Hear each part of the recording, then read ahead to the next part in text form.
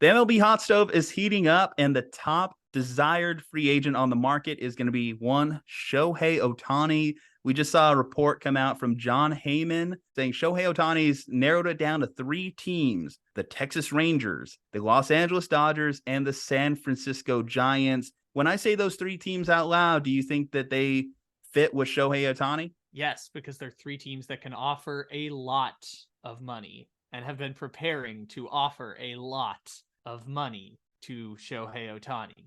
And Texas honestly wasn't in this game until they went on this playoff run, right? Texas is one of these big money spending teams that just basically bought themselves X number of wins, got themselves into the playoff crapshoot, and ended up winning a world championship out of it. Which, by the way, no shame. That's how baseball works. You spend a shit ton of money, you get into the crapshoot playoffs, and then you get some good luck go your way, and some players get hot at the right time.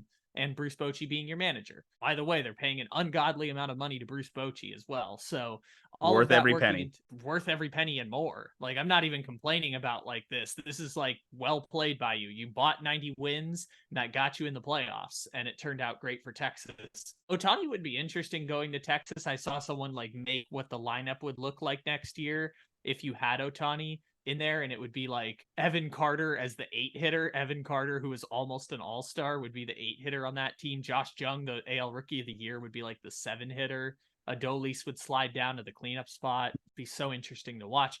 And by the way, it's a team that really doesn't need Ohtani to pitch, given that Ohtani is going to be out for all next year in the pitching side while he has Tommy John surgery 2 in 5 years. We'll see what the pitching becomes for him, but they don't really need him to be a starting pitcher. In fact, if Ohtani does move to this like hybrid bullpen role with the back end of his career, I mean, the thing Texas really needs is bullpen. So Yeah. if Ohtani could be a lockdown closer or an 8th and 9th or like a 3-inning guy at the back end of the bullpen, like doesn't he like the unique player who gives you 6 outs every time he goes into the game as a reliever?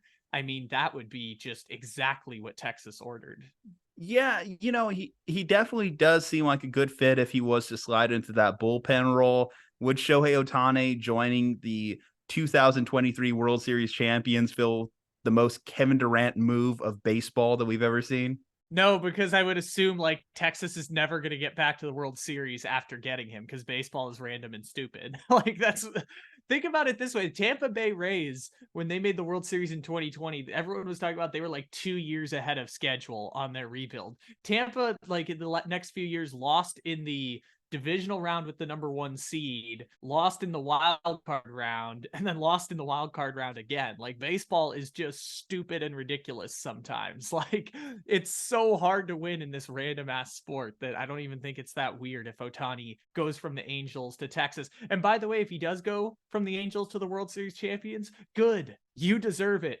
This king, you absolutely deserve it. As compensation for all of your years spent wasting away in Anaheim, you deserve to join the World Series champions. I think people would be more outraged if he joined the Dodgers than the defending World Series champions. No, I agree with that. And for him, at least, I know obviously the schedule has changed so where you play your division opponents a little bit less, but the fact that he would get to play the Angels a little bit more repetitively for the next 10 seasons, presumably, I think would be a just dessert for that organization, that baseball hell that is the Los Angeles Angels of Anaheim.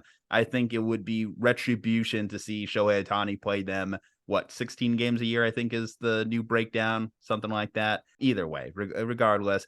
15, So 16, yeah. the Rangers, though, are a slight deviation from what we've heard from Shohei Ohtani or about Shohei Ohtani's free agent desires in recent years. We've heard that he's prioritized specifically West Coast teams. Now, Texas, obviously, Central Standard Time, a couple hours time difference, but only 1 hour time difference removed from like the East Coast, which we heard he completely ruled out the teams like the New York teams, Boston. We saw that those got taken off the list right away. So the Rangers are, again, a deviation from what we've heard about him in the past. The Dodgers, as you mentioned, it seems like they've been clearing up some money for a while to try and make this move happen. We've talked about it internally as well with the Giants. on what kind of pressures Farhan Zaidi must be under. Obviously, they fired Gabe Kapler this year. You bring in Bob Melvin. There's a lot of pressure on them, especially how the Aaron Judge, the Carlos Correa thing went last offseason. Giants fans are ready to like tear Farhan Zaidi apart if he doesn't make a move. It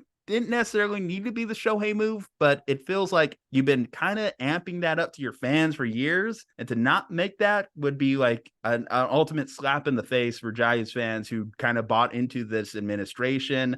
Who do you think is under more pressure to sign in between the Giants and Dodgers? More pressure is got to be the Giants just because it means more to the Giants. Like the Dodgers getting Ohtani would feel closer to a luxury than it does the Giants. Like the Dodgers last year still won 100 some odd games, despite the fact that they had Julio Uriasco out for the season as he had his second domestic violence, essentially like administrative leave that he'll probably never play a baseball game again. Him going out, Ginger Guard getting injured again, everything that happened with their pitching staff felt like a problem. And of course, you added the fact that Gavin Lux tore his knee in spring training last year, and he was supposed to be the replacement for Corey Seager. And despite all of that, I don't feel like the Dodgers felt like they missed Trey Turner. I don't feel like the Dodgers missed Cody Bellinger last year. Like they have been able to replicate success with even a JD Martinez. I mean, that was a classic signing where it's like, hey, the Dodgers are going to get a 1-year player in the door and he's going to bloom back into an all-star, right? Like the Dodgers will be able to exist without Ohtani. They've done it before, and we suspect they'll be able to do it again. Now, we could be wrong. Again, like all your luck runs out, all your development runs out. Eventually, you can only withstand but so many losses. But I think there's more pressure on the Giants because, like, what are the Giants going to do? Like, give Sonny Gray $100 million? Like, the Giants are kind of in a lose-lose position regardless, because either they get Ohtani and set themselves up for potential disappointment, or they don't get Ohtani and feel like once again they don't have any hope going into next year. So as much as we like bitch and moan about these 10-year contracts in the MLB and how they never work, I think if you're a Giants fan, if you're a fan of baseball in general and your team is in the market for a big name free agent, you have to look at the teams who have won World Series or made World Series runs in the last couple of years. You're wearing a Philadelphia Phillies hat. You know, everyone would agree that Bryce Harper contract worked out for the better. You bet on a generational player and it worked out in your benefit. That one is like a great example of being aggressive and spending money and it working out. The Rangers obviously just winning a World Series, what they did with Marcus Semien and Corey Seager should inspire teams to be more aggressive on the free agent market. So I think, yes, the Giants, you mentioned lose-lose, it can be win-win. I don't think that we should just talk about it as it just all doom and gloom. Sometimes you can bring in a guy and he can motivate a team to want to play outside, play above their heads. Now, Shohei, obviously, we haven't seen that translate with the Angels. Different circumstances altogether. Although if you take the Angel shine off of him, who knows? Maybe he excels in another dugout. Then that team decides to go on to future success. But I think that I used to look down on like teams kind of in the middle signing these big name free agents. But I now look at it and say, well, maybe you're setting yourself up for something bigger, even if it's not immediate success, like the 2024 Giants just signed Shohei and they're immediately a 90-win team in the playoffs and making a deep run. The 2025 Giants, the 2026 Giants, it kind of sets you up for future years because you look at the Rangers last year and they did not look like those two free agent signings, Semien or Seager, was going to work out for them. And then a year later, after they bring in Bruce Bochy, they're again winning a World Series. So I think that you can't be short-sighted with these free agent signings. You have to think if we are signing them for a 10-year contract, we're not expecting them to just shine in year one. We want them to shine years 2, 3, 4, and 5. We just need to get that guy in the building at least.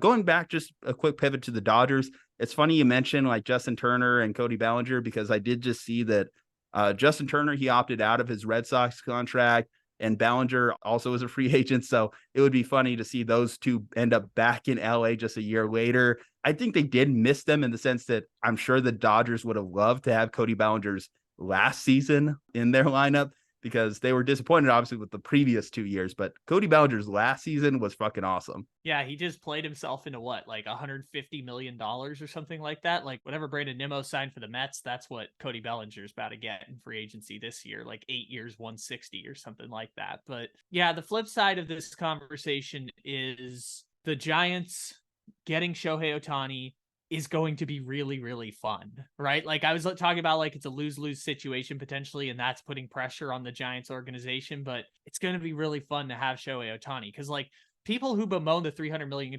contract, like it's a model that works in baseball now. If you squeeze out the middle class and you can get star player who makes $600,000, you can then spend money on star player who you know locks down a position for the next 10 years for, you know, whatever the cost may be. If in the case of Semien, it's 170 million. In the case of Corey Seager, it's $300 million.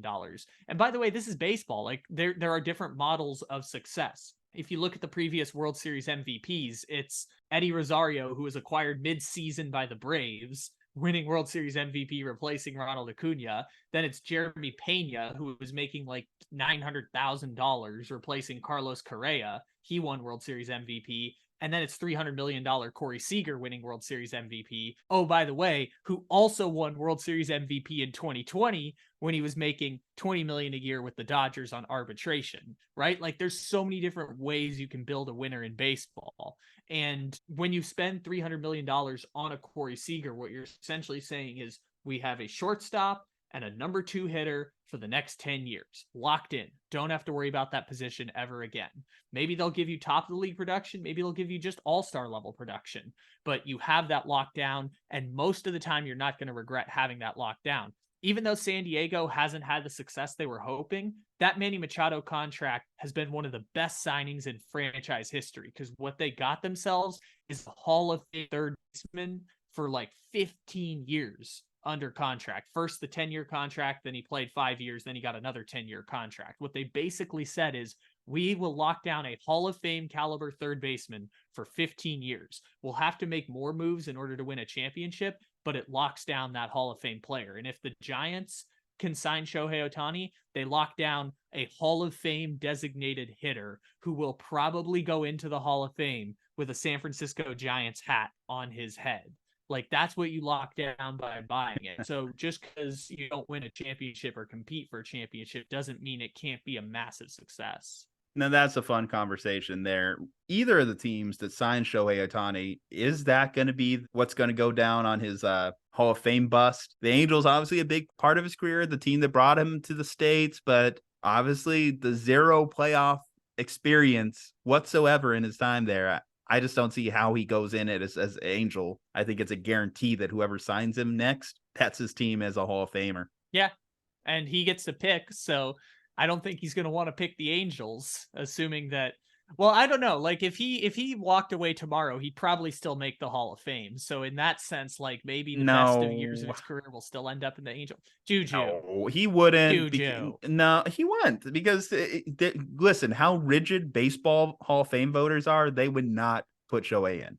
Juju. This is they would not put Shohei in. Maybe you would, but I'm just saying that baseball Hall of Fame voters would not. Even I wouldn't, because longevity is just as big a point of it. Like if longevity didn't matter, I would put Tim Lincecum in. If longevity didn't matter, I would put Tim Lincecum in because beating Tim Lincecum's peak as a pitcher is hard to do. But since longevity does matter, I think Shohei similarly has to at least do it for at least another 5 years. I'm not asking for him to do it for a 20-year LeBron run. I'm asking him to do it for another 5 years, or at least give competent production for another 5 years, because we've seen a lot of guys come in, give 2-3 years of amazing production and then fade off into the existence. That's the difference between Hall of Fame and Hall of Very Good. Yeah, and I think the best years of his pitching career are probably past him at this point. I don't think we're going to see him make an all-star game pitching 150 innings ever again in his career. I mean, you know, who am I to doubt the great Shohei Ohtani? But he's the kind of player who, because of the style of play that he's played, that puts so much wear and tear on the body. I think people will take that into account, that like, hey, for 2.5 years, he was this magical shining gift in the sky. And obviously it was doing damage to his body because he was doing way too much. Well, okay. So we're probably at least 10 years away from having to have these discussions on Shohei Ohtani's Hall of Fame eligibility, but I would just, or probably even more like 15 years realistically. So any of the older voters in the Baseball Writers Association of America probably won't be with us by that time. And maybe that will give some new blood into the voting process. And maybe some analytics guys kind of get in there. So things could change in that respect. But at least with this current group of guys, this current group of writers, given what we've seen with all the steroid guys and everything like that, I just don't see it happening. I would just tell you, like right now, if he retired tomorrow, I wouldn't see it happening with this current group of writers. But that's beyond the point. Who do you think he signs with? Just putting it out there, putting it out there in the world. Who do you think he ends up with? Because I'm just going to be negative and pessimistic myself. And I think it's the Dodgers, unfortunately, because that's the way it's gone the last few years. Of the teams he wants to play for and the teams that he's shown interest in, which I know the Mariners have also been connected to him. I know they haven't really been reported recently as being around the Ohtani sweepstakes, but of the teams he wants to play for, the team that offers him the most money is the team that he will sign for. And granted, that was not the case with Aaron Judge. The San Diego offered Aaron Judge like $400 million, and he chose the 360 with the Yankees because he just didn't want to go play for that organization. So the team that offers him the most money of the teams that he wants to play for will be the team that gets him. And the Giants could be that team. The Dodgers could be that team. Texas could be that team. I would just say, what do we know is important to Shohei right now? You mentioned the money, but he's made money. He's made a lot of money so far being in the pros. I think that at this point, he's trying to build his legacy even further, and that's going to require a winner or a team that he considers a winner. The Dodgers, at least for all their issues in winning a World Series, 100 wins consistently every year, he probably values that. But the Rangers, just off winning a World Series, he wants to hold that trophy one day. I know it in his eyes. He wants to win that trophy one day. You look at what he did with the World Baseball Classic. This man wants to win something significant before he's done playing in the MLB. So the Rangers really put themselves to the top of the list, I would say. But again, I'm just going to be super pessimistic here and just say it's the Dodgers. So congratulations, Dodgers fans. You got Shohei Ohtani. Anyway, guys, let us know in the comment section. Where do you think Shohei signs? I'd like to hear your thoughts below. Leave a like on the video, subscribe to the channel, follow us on all our social medias from Juju and Kyle. Stay safe, happy, and healthy. We'll see you next time.